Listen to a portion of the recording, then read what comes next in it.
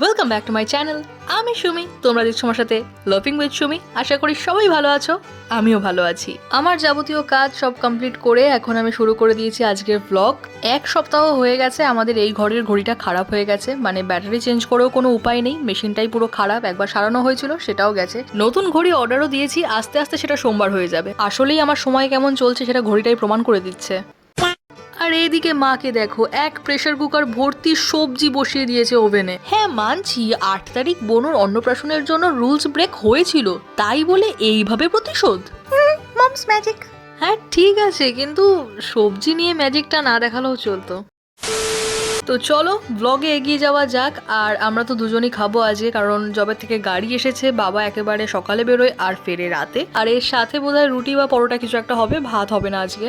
রুটি হবে গাইস, রুটি আর সাথে সবজি সাথে বসিয়ে দিয়েছি, নুনটা ছড়িয়ে শুধু খেয়ে নেবো।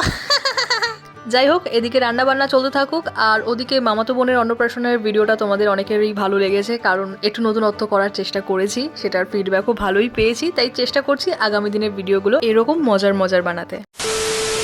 সারাক্ষণ কোনো কাজ বাজ নেই, মুখের সামনে এরকম ক্যামেরা ধরে থাকতে ভালো লাগে। হ্যাঁ ভালো লাগে বলেই তো করি, আর যারা এখন ভিডিওটা দেখছে তাদেরও ভালো লাগে বলেই তারা দেখে। সে যাই হোক, গতকালের প্রসঙ্গে আসি। আমার গতকাল খুব ফ্রাইড রাইস খেতে ইচ্ছে করে, আর সেটাই মাকে জানিয়েছিলাম। আর মা কি করেছিল জানো? তেমন কিচ্ছু না গাইস, ও বেলার বাসি ভাত ছিল, আলু পেঁয়াজ দিয়ে ভেজে আর দিয়ে দিয়েছি। তোমরা হয়তো অনেকেই এই ফ্রাইড রাইসটা মানে ভাত ভাজাটা খেয়েছো, তবে যারা খাওনি তারা একবার ট্রাই করতে পারো, বেশ টেস্টি হয় খেতে। ঠিক ঠিক। আজকের ওয়েদারটা কিন্তু বেশ ভালো, মানে আকাশে রয়েছে বৃষ্টির মেঘ, কিন্তু এখনো বৃষ্টি শুরু হয়নি, ঠান্ডা একটা হাওয়া ছাড়ছে। আমরাও গল্পগুজব করতে করতে ব্লগটাকেও কন্টিনিউ করছি। আর এদিকে মা যা পারছে বলে যাচ্ছে আর একা একাই হেসে যাচ্ছে। বলতে বলতে বৃষ্টিও শুরু হয়ে গেছে।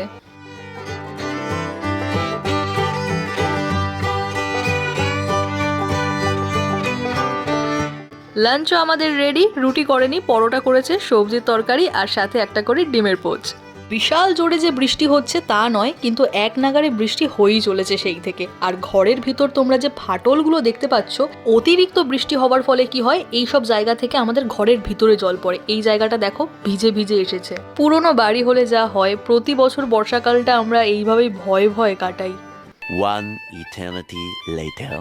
বিকেল বাজে এখন 4:30, ঘুম থেকে সবে উঠলাম। আর চুলগুলো এখন দেখছি বেশ সুন্দর লাগছে, মানে প্রপার কুকড়ে গেছে। এমনি জন্মগত কোকড়ানো চুল, কিন্তু ঘুম থেকে ওঠার পর চুলগুলো যেন আরো কুকড়ে থাকে। কিন্তু কোথাও যাওয়ার হোক তখন আর কোকড়াবে না। খুব কষ্ট যে বলো, শোনা গো আমার। 3টে আমন্ড বাদাম এখানে আমার জন্য পড়ে রয়েছে, খেতে খেতে এবার বেরিয়ে পড়ি আজকে বিকালে হাঁটার জন্য।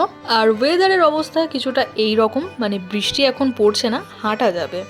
আর আমাদের বাড়ির সামনের রাস্তাটা তো এখন কেটেছে মেন রোড অবধি, আর এই দিকটা দিয়ে আমরা যাতায়াত করি। এখন যাব না, কারণ প্রচণ্ড স্লিপ হয়।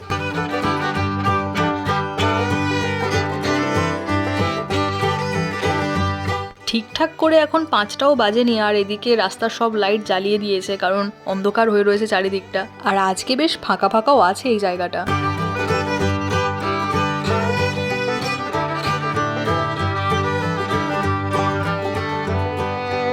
টোটাল 10 পাক হাঁটবো আমরা। প্রথম 5 পাকের পর নিয়ে নেবো রেস্ট, তারপর আবার পরের 5 পাক। টানা হাঁটাটা না একটু চাপের হয়, মানে পা প্রচণ্ড ব্যথা করে আর শরীরও ক্লান্তিবোধ চলে আসে। প্রথম আমরা যখন অল্প পাক দিতাম, মানে টোটাল 6-7 পাক দিতাম, একবারে করে নিতাম। এখন যত দিন যাচ্ছে জিনিসটাকে বাড়িয়েছি, তাই জন্য মাঝে ছোট্ট একটা করে গ্যাপ রেখেছি 5 মিনিটের। 5 মিনিট আমরা একটু বসে রেস্ট নিয়ে নিই, তারপর আবার নেক্সট 5 পাকের জন্য প্রস্তুতি নিই। চলো আজ ওদের একটা ইন্টারভিউ নিয়ে নিই। আচ্ছা, এতদিন হাঁটাহাঁটি করে তোমরা কি নিজেদের মধ্যে কিছু ইমপ্রুভমেন্ট দেখতে পাচ্ছ? হ্যাঁ একদম পুরো জিরো ফিগারে এসে গেছি, দেখ একদম। আমি তো পুরো ক্যাটরিনা কাইফ, আর যেটি তো দীপিকা পাডুকোন। এই যা, কি যে বলো না। চলো তাড়াতাড়ি পা চালানো যাক, কারণ ওইদিকে ঝিরিঝিরি বৃষ্টি হয়ে গেছে শুরু।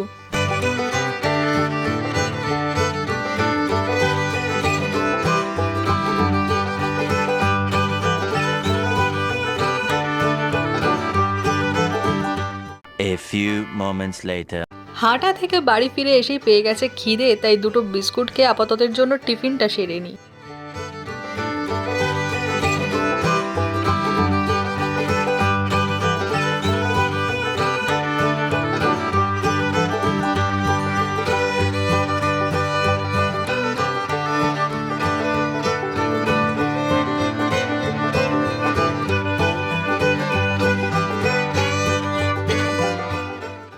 2 দিন আগেই হঠাৎ করে ইচ্ছা হয়েছিল প্রজাপতি বিস্কুট খাওয়ার, তো 1 প্যাকেট এনেছিলাম আর সেটা নিজে একা খেয়েই শেষ করে দিয়েছি। আরে আমার প্লেটটা আবার কেন তুলছিস? আমার তো খাওয়া হয়ে গেছে। এই তোদের ব্লগারদের নিয়ে না বড্ড জ্বালা মাইরি। হ্যাঁ, মা একটু আগেই খেতে বসে পড়েছিল, সবজির তরকারিটা দিয়ে একটু মুড়ি খেয়েছে মা।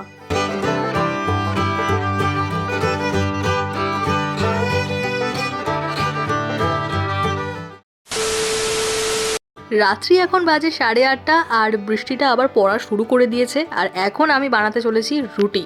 ওবেলা যেহেতু আমরা খেয়েছিলাম পরোটা, তো ওবেলা মা আটা বেশি করেই মেখে রেখেছিল, এখন শুধু আমি রুটিগুলো তৈরি করব।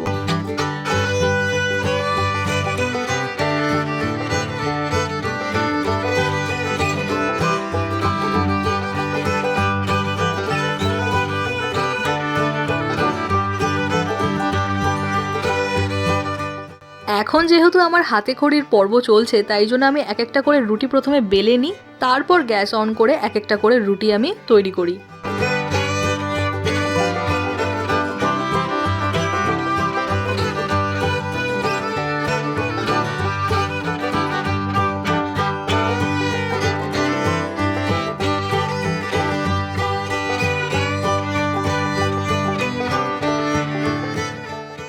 দেখো রুটির শেপটা অলমোস্ট পারফেক্ট এসেছে।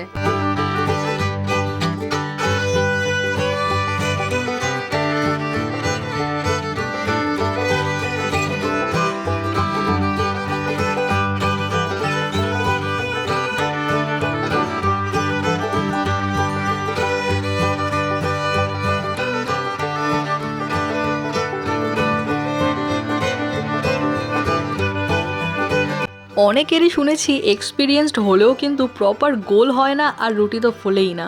হ্যাঁ, যেহেতু দুটোই আমার দ্বারা হয়েছে তাই জন্য একটু অহংকার করছিলাম। अच्छा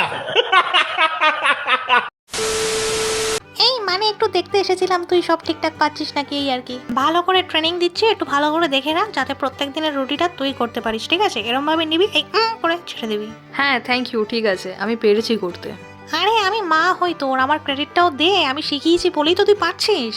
রুটিটার এরকম অবস্থা কি করছিস রে? তো পুরো চৌকো হয়ে গেছে। আমি পালাই বাবা, মনে হচ্ছে এটা কাঁচা হবে, ওর বাবাকে খাওয়াবো।